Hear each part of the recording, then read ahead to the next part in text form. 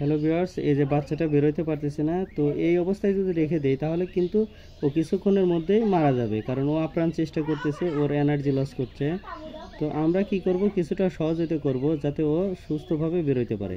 তো এই জন্য এই যে হালকা করে আমরা কি করব, ওকে এইভাবে একটু এই ঠোঁটটা আলতোভাবে ধরে কি করব, একটু বের করে দেওয়ার চেষ্টা করব। তো তার জন্য আগে এই যে দেখেন, এইবারে এই যে আস্তে আস্তে খুবই ধরে স্লোলি এই যে এখন ও নিজে নিজেই বেরোতে পারবে। তো এই ছিল ভিডিও। একবার সম্পূর্ণ বের করবেন না, সেক্ষেত্রে কিন্তু ওর শরীরে যে ব্লাড আছে সেটা বের হয়ে ও কিন্তু মারা যাবে।